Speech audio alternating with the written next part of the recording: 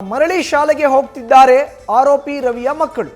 News first ವರದಿ ಬಳಿಕ ಹರಿದು ಬಂದಿದೆ ನೆರವಿನ ಹಸ್ತ. ಮರಳಿ ಶಾಲೆಗೆ ಹೋಗ್ತಾ ಇದ್ದಾರೆ ಆರೋಪಿ ರವಿಯ ಮಕ್ಕಳು. ರೇಣುಕಾಸ್ವಾಮಿ ಕೊಲೆ ಆರೋಪದಲ್ಲಿ ಜೈಲು ಸೇರಿದ್ದಾರೆ ರವಿ. ನ್ಯೂಸ್ ಫಸ್ಟ್ ವರದಿ ಬಳಿಕ ಹರಿದು ಬಂದಿದೆ ನೆರವಿನ ಹಸ್ತ. ಉಚಿತ ಶಿಕ್ಷಣದ ಭರವಸೆಯನ್ನು ನೀಡಿದ್ದಾರೆ ಬೋವಿ ಮಠದ ಶ್ರೀಗಳು.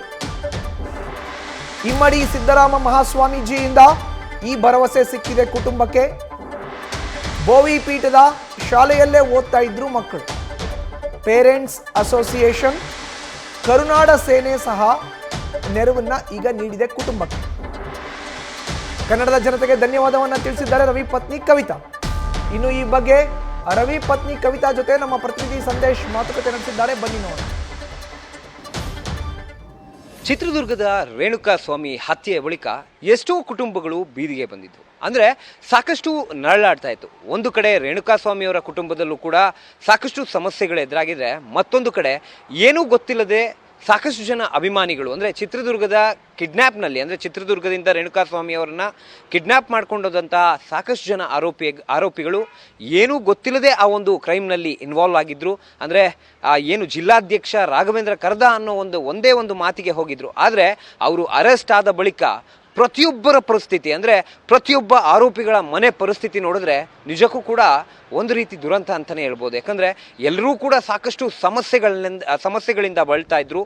ಅದರಲ್ಲೂ ಕೂಡ ರವಿಕುಮಾರ್ ಏನಿದ್ದಾರೆ, ಕಾರ್ ಚಾಲಕ ರವಿಕುಮಾರ್, ಅವರ ಮನೆಯಲ್ಲಿ ಅವರ ಪತ್ನಿ ಆಗಿರ್ಬೋದು, ಜೊತೆಗೆ ಅವ್ರ ತಾಯಿ ಆಗಿರ್ಬೋದು, ಇಬ್ಬರೂ ಕೂಡ ಸಾಕಷ್ಟು ಸಮಸ್ಯೆಗಳಿಂದ ಬಳಲ್ತಾ ಇದ್ರು. ಒಂದು ಕಡೆ ಅವರ ತಾಯಿಗೆ ಆರೋಗ್ಯ ಸಮಸ್ಯೆ, ಜೊತೆಗೆ ಔಷಧಿ ತಂದು ಕೊಡೋದಕ್ಕೂ ಕೂಡ ಮನೆಯಲ್ಲಿ ಯಾರು ಕೂಡ ಇರಲಿಲ್ಲ. ಮತ್ತೊಂದು ಕಡೆ ಅವರ ಪತ್ನಿ ಜೊತೆಗೆ ಮಕ್ಕಳನ್ನು ಸ್ಕೂಲ್ ಫೀಸ್ ಕಟ್ಟೋಕ್ಕಾಗದೆ, ಅವರ ಪತಿ ಇಲ್ಲ ಅನ್ನೋ ಕಾರಣಕ್ಕೆ ಸ್ಕೂಲ್ ಫೀಸ್ ಕಟ್ಟೋಕ್ಕಾಗದೆ ಅವರನ್ನು ಸ್ಕೂಲ್ನಿಂದಲೇ ಬಿಡಿಸ್ಬಿಟ್ಟಿದ್ರು. ಅಂದರೆ ಸ್ಕೂಲ್ಗೆ ಹೋಗೋದು ಬೇಡ ಅನ್ನೋ ಒಂದು ನಿರ್ಣಯಕ್ಕೆ ಬಂದಿದ್ರು. ಈ ಕುರಿತಂತೆ ನ್ಯೂಸ್ ಫಸ್ಟ್ ವರದಿ ಮಾಡಿತ್ತು. ಈಗ ವರದಿಗೆ ಫಲಶ್ರುತಿ ಸಿಕ್ಕಿದೆ. ಈಗ ಸದ್ಯ ಅವರ ಮಕ್ಕಳಿಗೆ ಉಚಿತವಾಗಿ ಶಿಕ್ಷಣವನ್ನು ಕೊಡೋದಕ್ಕೆ ಅದೇ ಒಂದು ಬೋವಿ ಮಠದ ಶಾಲೆ ಆಗಿರೋದ್ರಿಂದ ಮಠದ ಮಠಾಧೀಶರು ಈಗ ಮುಂದೆ ಬಂದಿದ್ದಾರೆ. ಈಗ ಸದ್ಯ ಈ ಕುರಿತು ಮಾತನಾಡಲಿಕ್ಕೆ ರವಿ ಅವರ ಪತ್ನಿ ಇದ್ದಾರೆ, ಅವ್ರನ್ನ ಮಾತನಾಡಿಸ್ತಾ ಹೋಗ್ತೀನಿ. ಅಮ್ಮ, ಈಗ ಇವತ್ತು ನಾವು ಒಂದು ವರದಿ ಮಾಡಿದ್ವಿ.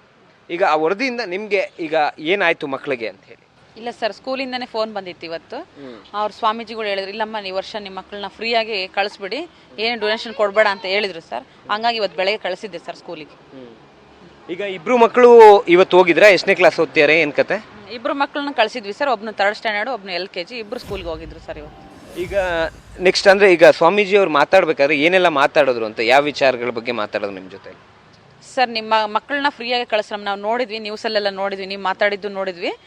ಈ ವರ್ಷ ಕಳಿಸಿ, ಪರವಾಗಿಲ್ಲ, ನಾವು ಎಜುಕೇಷನ್ ಕೊಡಿಸ್ತೀವಿ ಅಂತ ಹೇಳಿದ್ರು ಸರ್. ಅದಕ್ಕೆ ಕಳಿಸಿದ್ವಿ ಸರ್. ಇಲ್ಲಿ ಸಂತೋಷ ಅನ್ನೋದಕ್ಕಿಂತ ಎಷ್ಟು ತೃಪ್ತಿ ತಂತು ಇಂಥ ಸಂದರ್ಭದಲ್ಲಿ. ಎಲ್ಲೋ ಒಂದು ಕಡೆ ನಿಮ್ಮ ಮನೆಯವರು ಕೂಡ ಈಗ ಜೈಲಿನಲ್ಲಿದ್ದಾರೆ. ಈ ಸಂದರ್ಭದಲ್ಲಿ ಎಲ್ಲೋ ಒಂದು ಕಡೆ ಮಕ್ಕಳಿಗೋಸ್ಕರ ಕಷ್ಟ ಆಗಿತ್ತು. ಇದು ಎಷ್ಟು ತೃಪ್ತಿ ತಂತು, ಅಂದರೆ ಎಷ್ಟು ಅನುಕೂಲ ಆಯ್ತು ನಿಮಗೆ ಅಂತ ಹೇಳಿ? ತುಂಬ ಅನುಕೂಲ ಆಯ್ತು ಸರ್. ತುಂಬ ಧನ್ಯವಾದಗಳನ್ನ ಸಲ್ಲಿಸ್ತೀನಿ ಸರ್ ಆ ಸ್ವಾಮಿಗಳಿಗೆ. ಏನೋ ಎಜುಕೇಷನ್ ಕೊಟ್ಟರೆ ಅವ್ರಿಗೆ ಧನ್ಯವಾದಗಳು ಸರ್. ಮತ್ತೆ ಬೇರೆ ಅಂದರೆ ಈ ಪ್ರಕರಣಕ್ಕೆ ಓವರಾಲ್ ಸಂಬಂಧಪಟ್ಟಂತೆ ಈಗ ಮಕ್ಕಳಿಗೆ ಬೇರೆ ಏನಾದರೂ ಅವಶ್ಯಕತೆಗೆ ಸಂಬಂಧಪಟ್ಟಂತೆ, ಈಗ ಬುಕ್ಕಿಂದು ಆ ಥರದಕ್ಕೆ ಸಂಬಂಧಪಟ್ಟಂತೆ ಬೇರೆ ಯಾರಾದರೂ ಸ್ವಾಮೀಜಿಯವರನ್ನು ಹೊರತುಪಡಿಸಿ ಬೇರೆ ಯಾರಾದರೂ ಕಾಲ್ ಮಾಡಿದ್ರಾ ನಿಮಗೆ? ಮಾಡಿದ್ರು ಸರ್. ಯೋಗಾನಂದ್ ಅಂತ ಬೆಂಗಳೂರಿಂದ, ಇದು ಎಜುಕೇಷನ್ ಟ್ರಸ್ಟಿಂದ ಅವರಂತೆ, ಅವ್ರು ಮಾಡಿದ್ರು. ಬೇಕಾದರೆ ಕೇಳಿ ಸರ್, ಏನು ಬುಕ್ಕು ಅದಕ್ಕೆಲ್ಲ ಏನು ಬೇಡ, ನಮ್ಮ ಸ್ಕೂಲ್ ಫೀಸಿಂದ ಸ್ವಲ್ಪ ತೊಂದರೆ ಆಗಿತ್ತು, ಇನ್ನೇನು ಮಾಮೂಲಿ ಟೆಕ್ಸ್ಟ್ ಬುಕ್ಕು ನೋಟ್ ಬುಕ್ ಎಲ್ಲ ನಾವೇ ತೊಗೊಳ್ತೀವಿ ಸರ್, ಪರವಾಗಿಲ್ಲ ಅಂತ ಹೇಳಿದೆ. ಆದರೆ ಅವ್ರು ಕಳಿಸ್ಕೊಡ್ತೀನಮ್ಮ, ನಿಮಗೆ ಬೇಕಾದರೆ ಫೋನ್ ಮಾಡಿ ಅಂತ ಫೋನ್ ನಂಬರ್ ಕೊಟ್ಟಿದ್ದಾರೆ ಸರ್.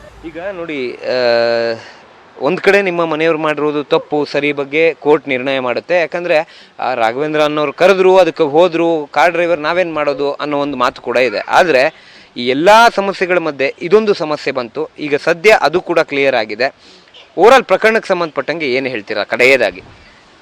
ಸರ್, ನನಗೇನು ಇವೆಲ್ಲ ಈ ಸ್ಕೂಲಿಂದ ನಮ್ಮ ಮಕ್ಕಳಿಗೆ ಎಜುಕೇಷನ್ ಮುಂಚೆ ನಮ್ಮ ಮನೆಯವ್ರು ಬಂದಿದ್ರೆ ನಾವೇ ಇದನ್ನು ನಾವು ಮಾಡ್ಕೊಂಡು ಹೋಗ್ಬೋದು. ಇನ್ನೊಬ್ಬರಿಂದ ತಗೊಂಡ್ವಲ್ಲ ಅಂತ ನಮ್ಮ ಮನಸ್ಸಿಗೂ ಬೇಜಾರಿದೆ ಸರ್.